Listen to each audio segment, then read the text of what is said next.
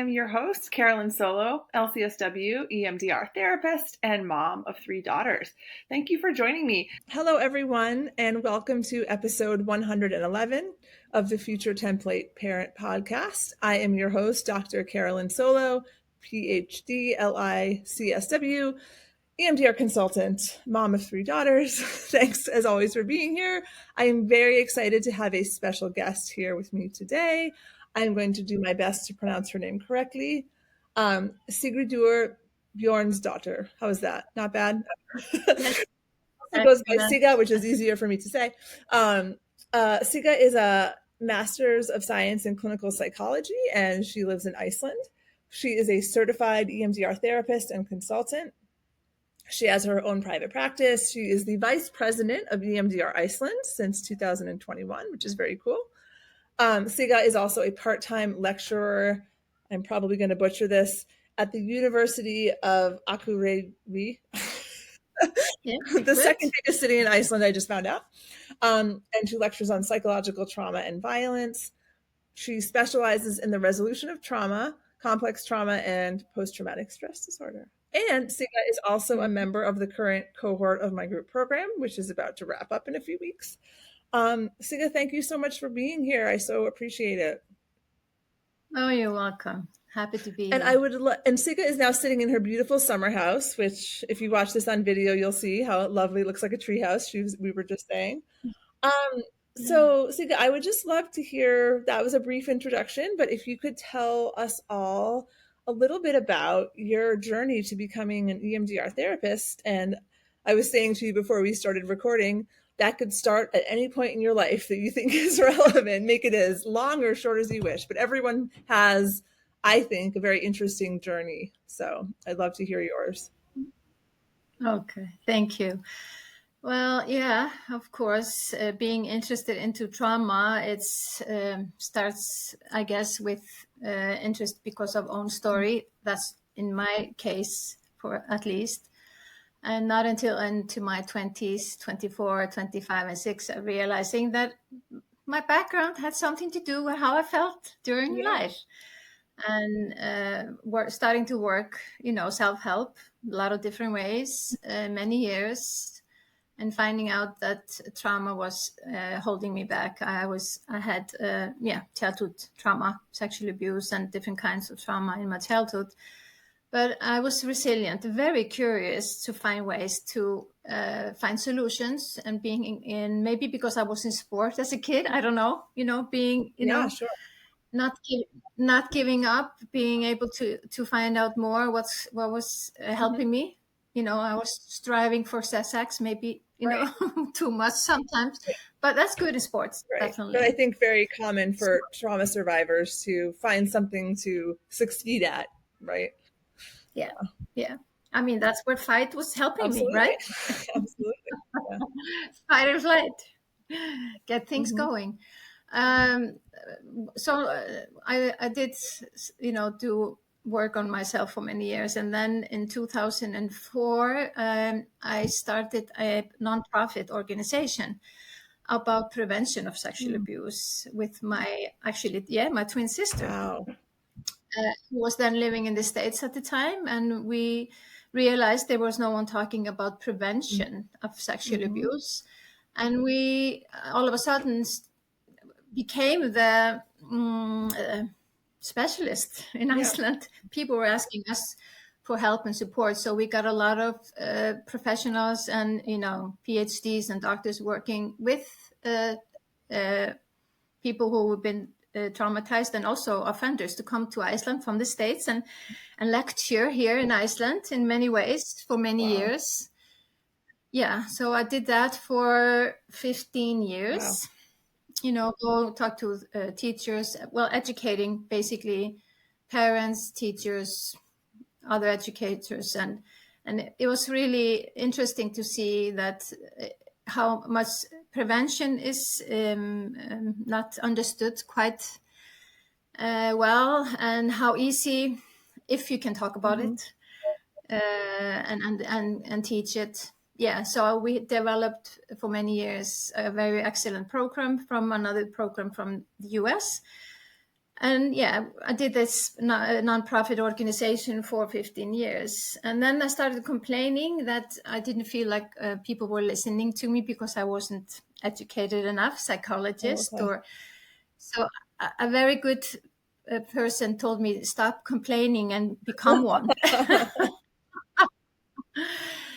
But at that time, I already knew I wanted to do more trauma work for myself. And I heard about EMDR. So I dived in myself in my personal journey of finding out how EMDR have basically did a lot of change for my perspective. And I didn't believe it in at all when I started doing EMDR therapy. It was like, no, this is not going to work.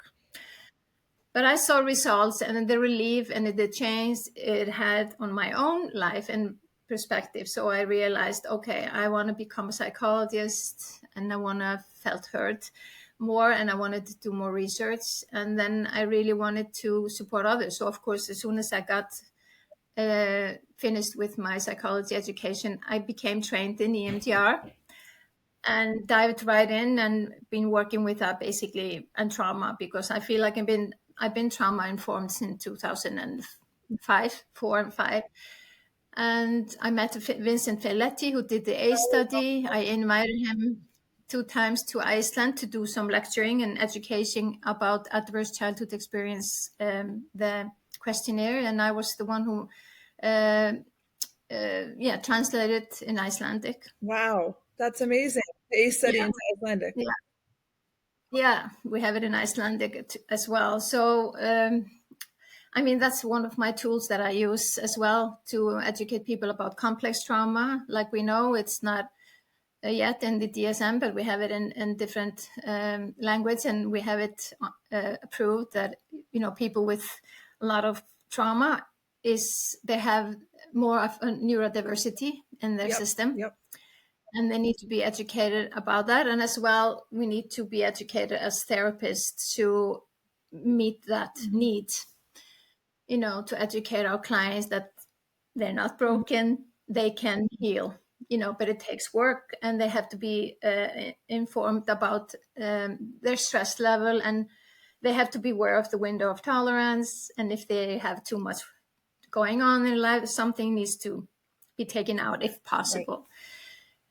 Yeah. So yeah, that's how I turned into becoming a therapist. And like you probably hear, I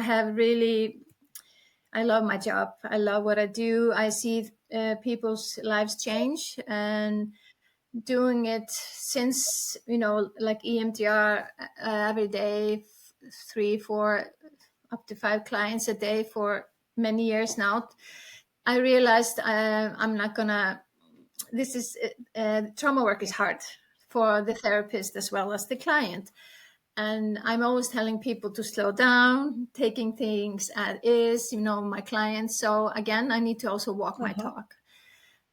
And I wanted definitely to find ways to enjoy life now when I finally feel more stable in my life with my own trauma history and with my own life. I'm turning 60 next year. Congratulations. So thank you.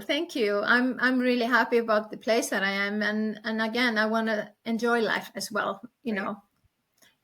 I'm coming out of the race, doing good enough. I'm doing well enough, and I want to find my new pace and enjoying, and that's why I wanted to slow down. You know.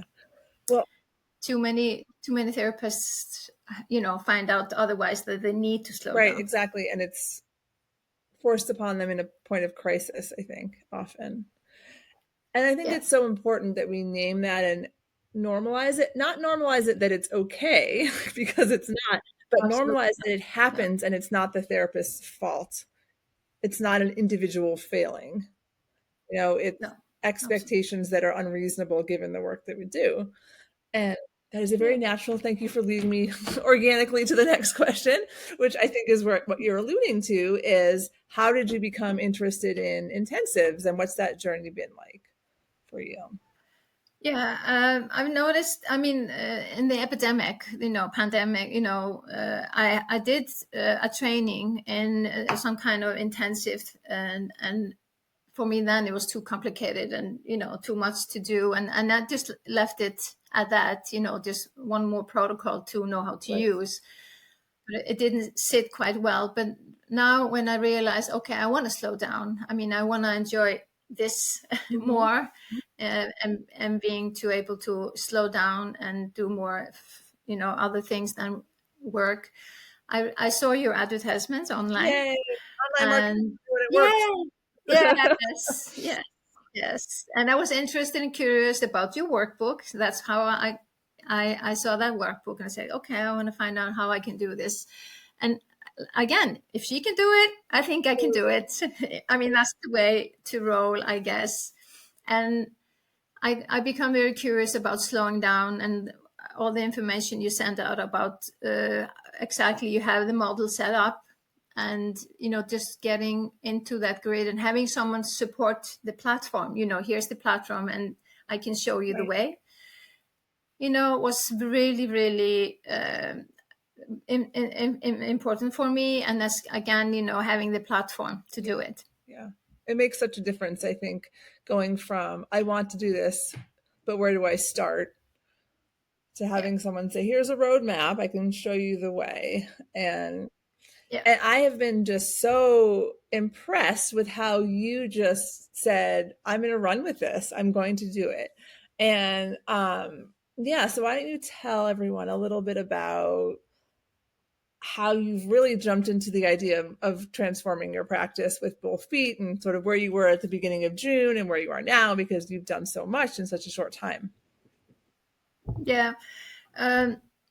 Well, maybe it was kind of good that in July we have time off, from work. Most people take time off in Iceland, so I was like, okay, I'm going to be doing a little bit of work during the summertime, but it was more me time, and I loved the first step you put in. The first model is just to go inside, like we do with our clients, find out what I need to do for myself to make the transition and make this worthwhile for me, and giving me the time and space to write it out, to think about it and process it. It was really, really helpful. And then I kind of felt the spark again. I was bringing something new again to my practice.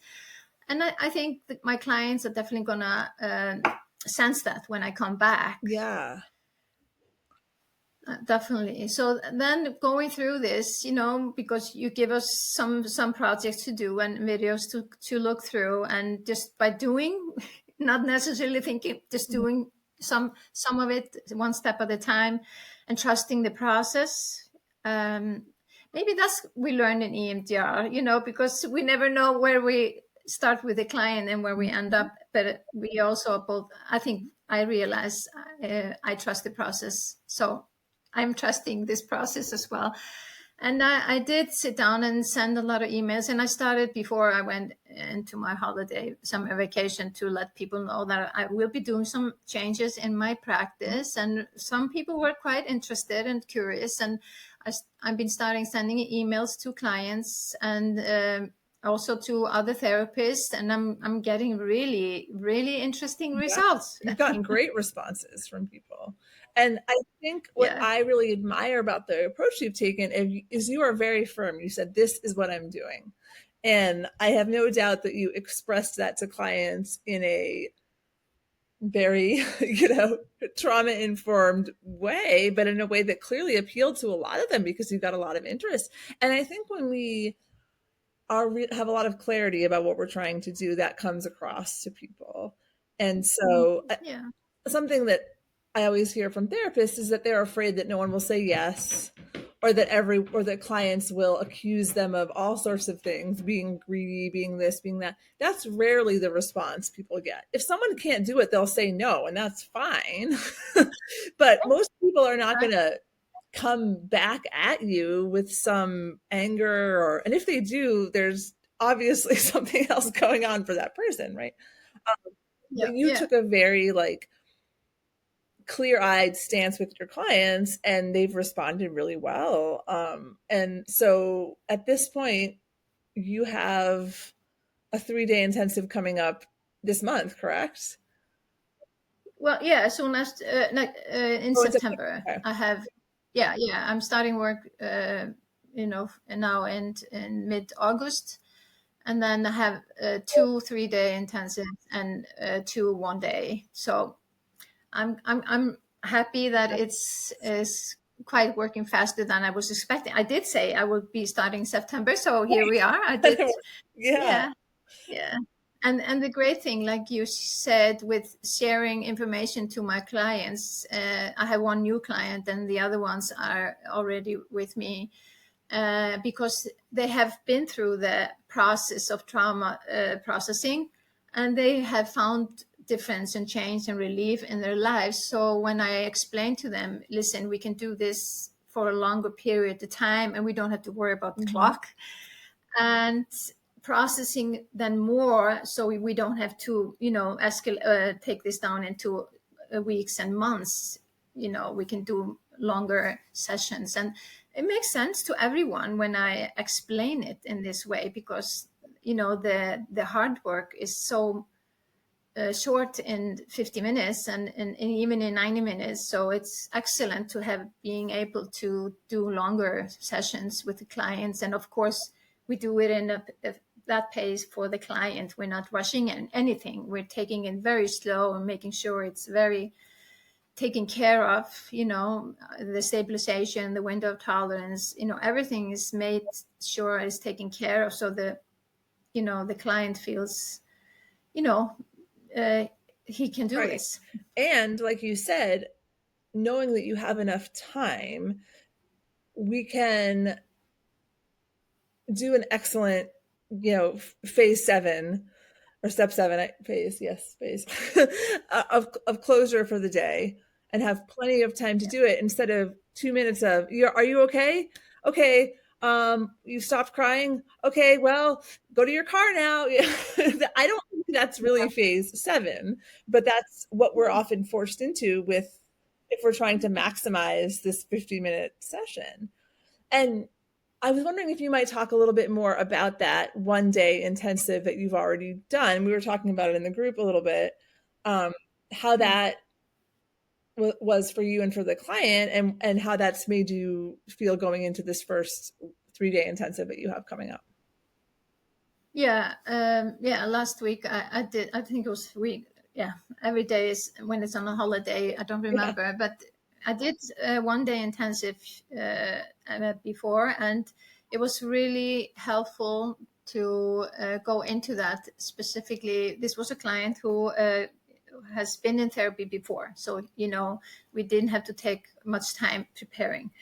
But understanding and going through that process with the protocols, and realizing that what that client got most out of it was how much time we had, and how much she felt we were slowing down in a way the process, even though there was a lot of emotions, there was a lot of ups and downs, but she felt she could handle it all because she didn't have to worry about the time.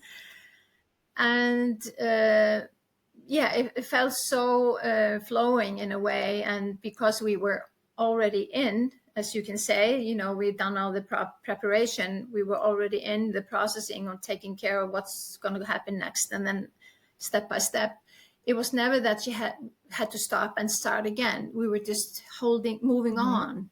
It was just very, flowing in a way. And then we took an hour break, and we took lunch together. We walked in nature. I mean, I love nature, so I definitely want to include that with people here who work with me, that we can be, enjoy, stepping out of being in kind of therapy session, but going out and again having enough time to relax and do like something totally, listen to the water in the river and doing something totally else, and then come back and being able just to go back in and still continuing. it was an excellent experience for me as for the client to do this. And I was the most thrilled for me as a therapist what how much energy I had in the end of the Yeah. day. Yeah. Wow, that was so good to sense that. Wow. And That was I really think good. that's such an important thing to notice, because I say this all the time and I believe it. It's less draining to do a day with one person than it is to do 6 different people, 5 different people, even 4. I think Absolutely. for our systems, the stopping and starting is very dysregulating. Yeah. And we have to kind of externalize one person's experience to bring in the next. And again, I'm not sure that's, I mean, I know it's not the best clinical care we can give. And I Yeah. love how you said like the walk, like there was integration in the middle of the day. Like I'm sure that's part of what was Yeah. happening during that time. And oh my gosh, nature is so healing, and we don't in most of our lives get to connect with nature in a way that I feel like as human beings we're meant to. And you were Yeah. saying too that you're hoping, so you did this one day at your summer house, and you were saying right before we Yes. got on that you're less than an hour from Reykjavik, right, where your house is. Yeah. So you could have people come there at different times as well, right, and do the intensive in that space. Yeah.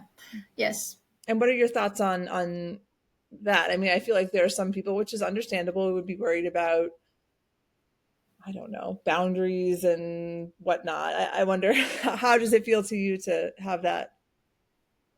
Well, it depends maybe on the Mhm. client, and I have a spare, like a guest house if people want to stay over for, like, let's say if it's a three Yeah, day, but then we can also at least the client can rest in this guest house and then go home at night and come back in the morning.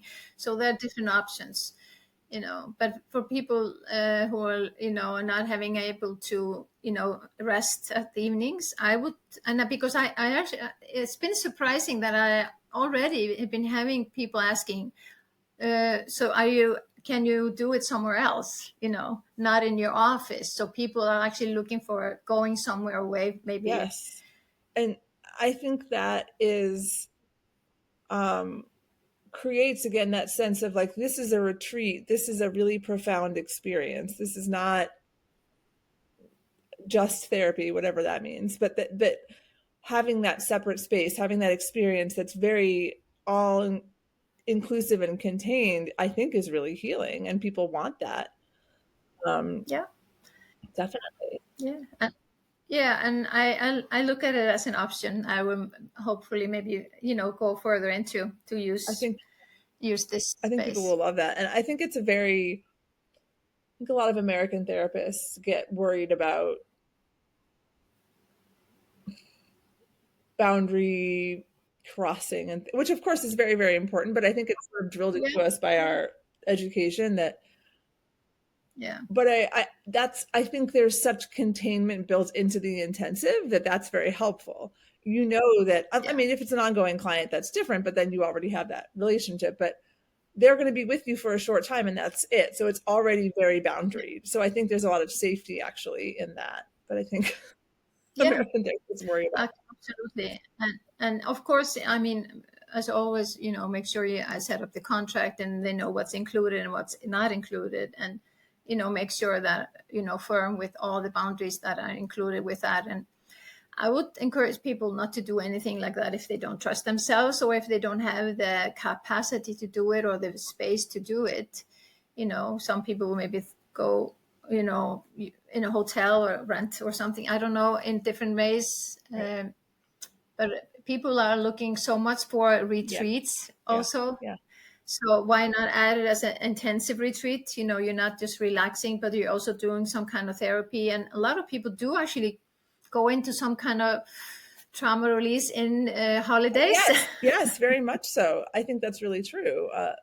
It's this, we need that break from our everyday routine to really have space. And again, that's why an hour of therapy in the middle of a work day is not ideal for most of us, because then we just have to pick up and be like, okay, well, what's next on my to-do list, which I get it. That's the world we live in, but it's not ideal. It's really No, not.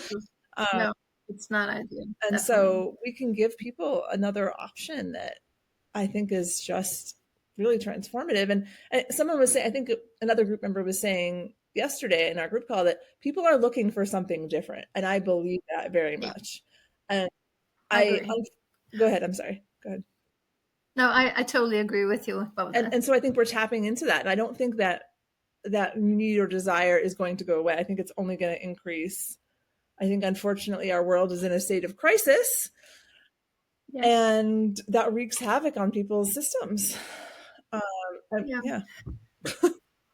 Yeah, absolutely. And I think the same that I see in helping people with like this 1, 2, 3 days.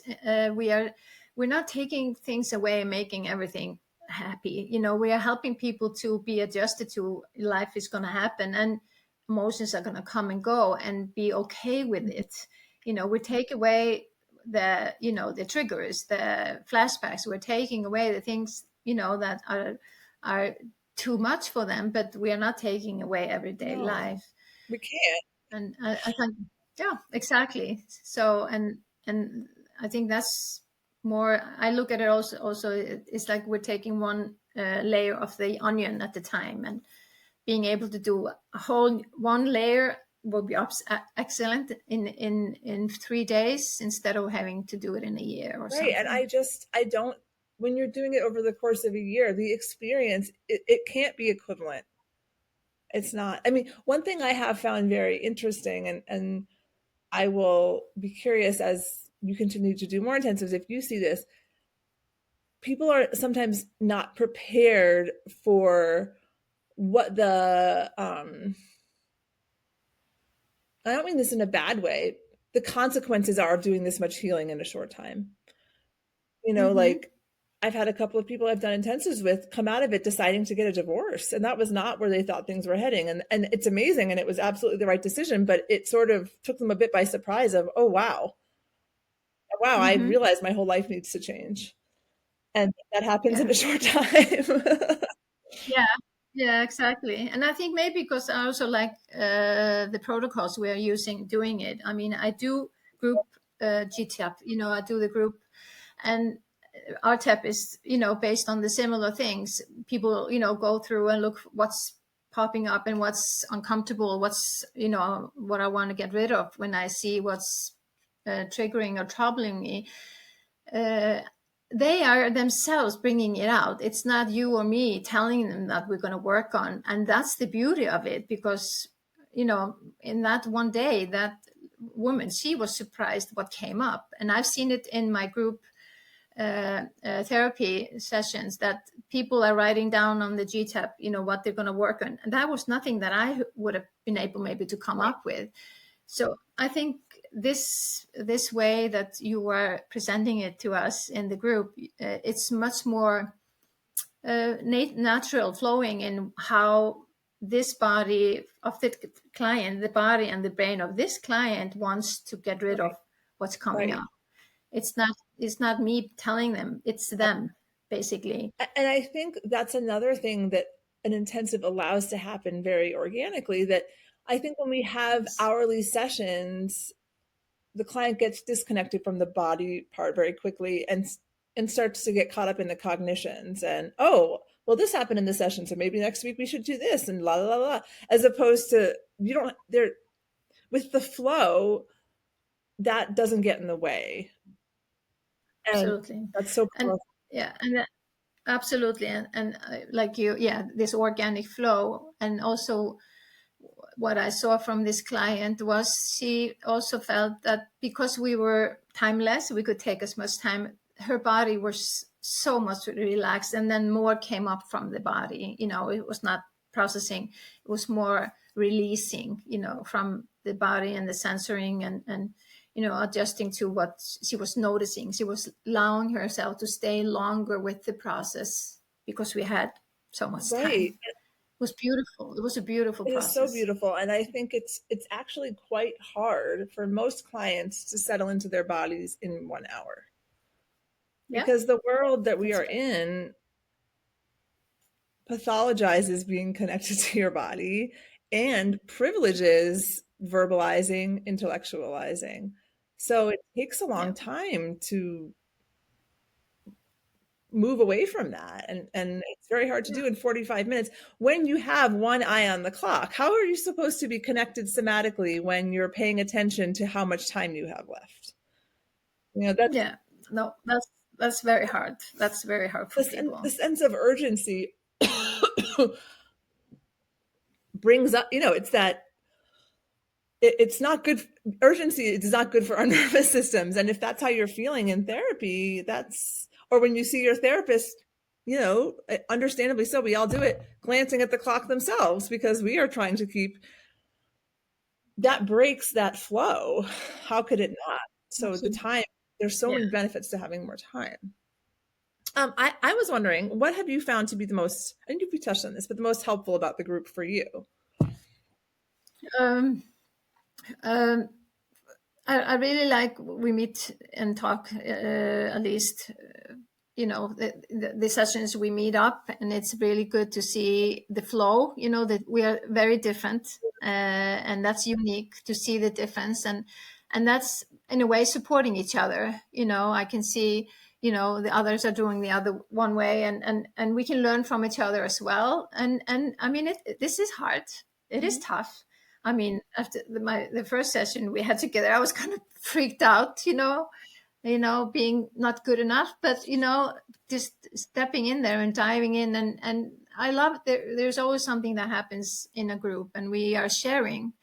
We are sharing, both being very vulnerable and trusting, that seeing what's hard for us and what's really scary to do, but doing it anyway. Mm-hmm. Yeah.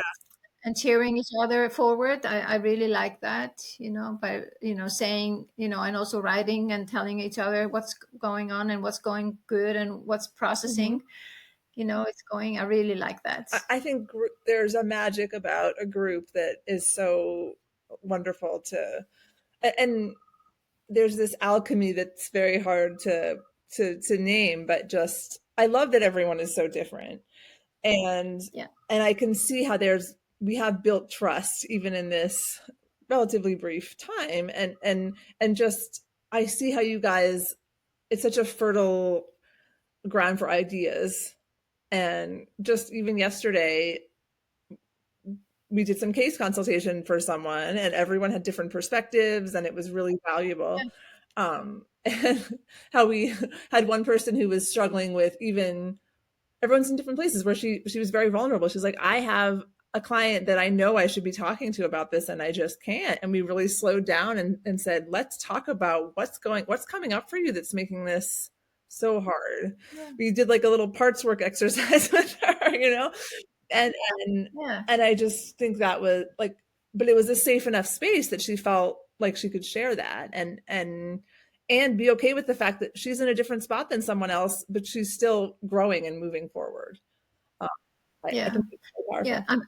Just by being safe enough to share that, where we are at, that's a big step for many people. So I really like that we are allowing ourselves to be vulnerable with Yeah, it. yeah, it's really great, and yeah, I mean it's just been wonderful to see you just taking the reins and like going full speed ahead, because I think that's very inspiring for other group members. Like I think you've been providing a lot of energy to others who are maybe feeling less certain. And it's always, I love watching people's journey throughout the 3 months, because there's a couple people in the group I'm thinking of who I could tell were really uncertain. I mean, everyone has some uncertainty, but it's been Yeah. really cool to watch them move through that and really be at the point Yeah. where they're embracing this now. And I really admire how you kind of Absolutely. embraced it from the beginning. You're like, I know this feels weird and I'm going to go for it anyway. But not everyone does that, but it's still, everyone has a process that I think is valuable to them, and they end up somewhere that's not where they expected, kind of like that's kind Yeah. of like in an intensive, right? Maybe they end up somewhere where they didn't expect, but it's still very positive. Yeah, absolutely. And this was an investment as well, not only investment in money, but also Oh investment in yeah. time. And I know, I do the investment, I make the effort, I show up for myself, and I prove for myself that I'm worth it. And not only because, like I said, I love my job, but I want to do better with my clients. And I know they can heal better and faster differently. I'm not going to say this is easy for the client, but doing the intensive way is going to help them process faster, not having to hang on to things for too long. And again, we may want to add that this is not for everyone. We definitely want to make sure that not everyone thinks they can go through this, but we will make sure that people that can come in, can do it. And I think it will be, I'm really excited to see as a field, the more people we have thinking about different ways to do the work that we do, creative ways that clinicians come up with. I think it's only to the good that we have different options. And they're always going to, and I have clients, as you do too, that you'll probably always have, or for a long time, who maybe you do continue seeing because that's really what that person needs. But I think there are people for who we assume that's what everyone needs. That's the default. And maybe it's not. Maybe no, I agree with you. I think we talked about it a little bit yesterday in the group. I mean, I think there is some change, and it's time for us therapists. We need to step up as well and do things differently and not afraid to do it. So, I mean, I'm following you. I'm following people that have done that before me, and I can see it work. So I want to do it too, because I know doing what I'm doing, it's not working as well as I want it for the client or for myself. So, I mean, there must be, more ways to help clients, even though we work in kind of healthcare system that is bound by some kind of, regulations and stuff like that. But it's important that we are also letting us not stop us, to growing and exploring more ways to support. I think it was you yesterday who even said, well, we have all these coaches out here, these unregulated coaches who are doing whatever they want. Yeah. Because there are people that want something different. But what about those of us who are truly well trained? We should be the ones doing things differently because we have the training and we can do it in a safe, effective, ethical way. Absolutely. And, yeah, I think that's exactly another step that I see also.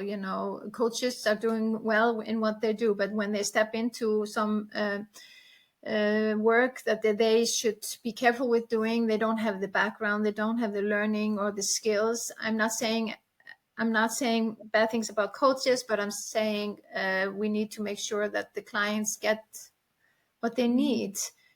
Trauma work is hard. It is difficult. It's roller coaster ride. It's not easy.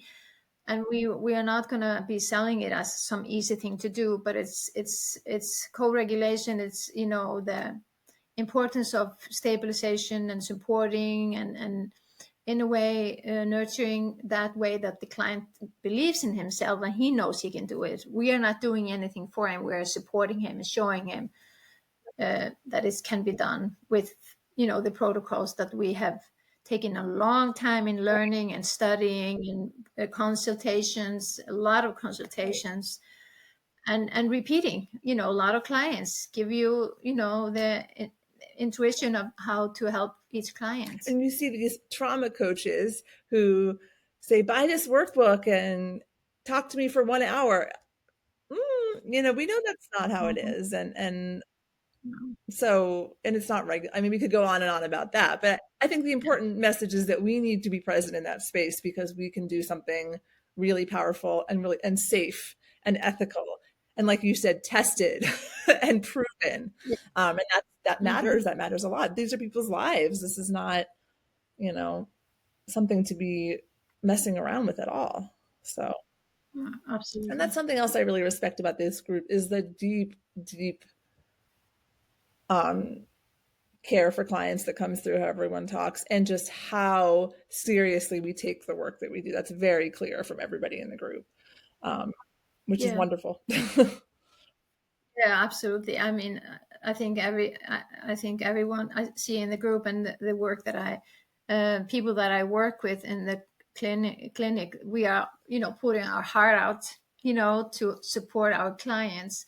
But we also need to think, okay, we need to also to realize how much are we giving, like we said, in respect to ourselves, and to be able to enjoy, continue working what we're doing. Absolutely. And do it in a way that is safe and ethical. Because if we're not well, then that is impacting the work we do. It is. But Absolutely. so this is a way to intensives offer that. That's another reason why I'm so passionate about them, is they're not just good for clients, they're good for therapists, which is then good for clients. Yes, absolutely. I'm just Absolutely. so grateful you're in the group. I'm really enjoying it. I'm really getting a lot out of it.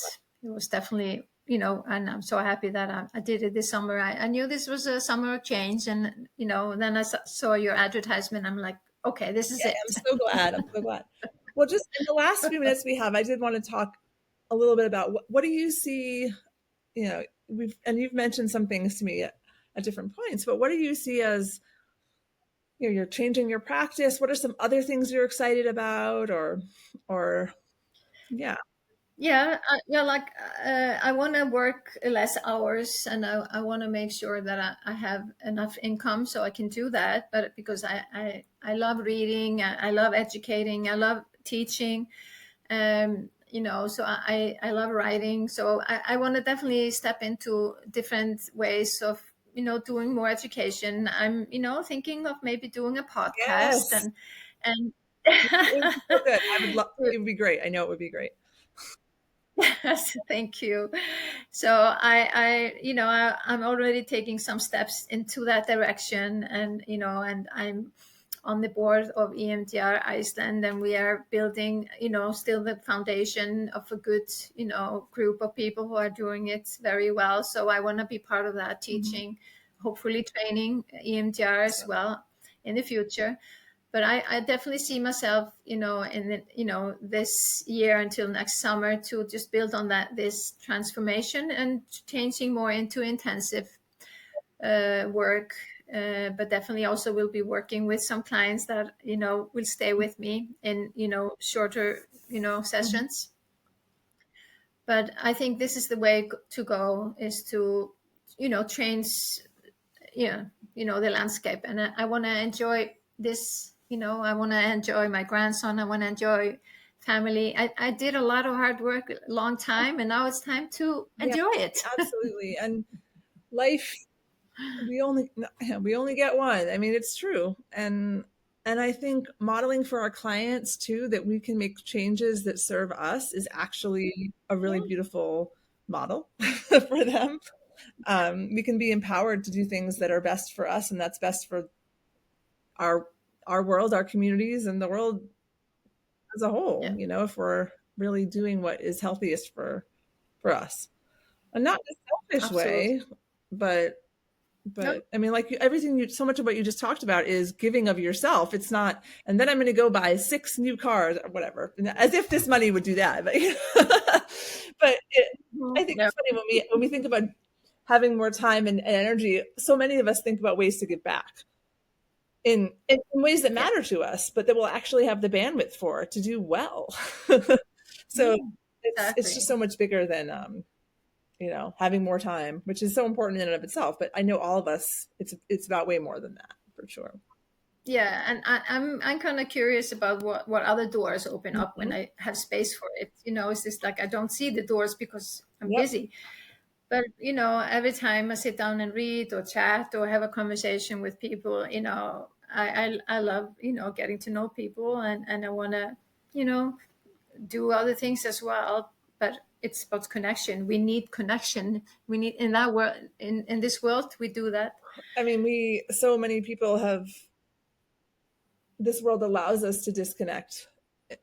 and celebrates disconnection. And we're doing work that says, no, no, I refuse. I reject that. And that is a Yes. tremendously powerful message, I think, to live, Yeah. words to live by, for sure. Yeah. Well, So thank you so much for doing this. I can't wait for everyone to hear this interview. It's really great. And thank you for being my my, first international participant yay. in. It's just been, every now and again, I feel bad in the group because I say blah, blah, blah. I know this is only true for American therapists, or this probably doesn't apply to Sigurd.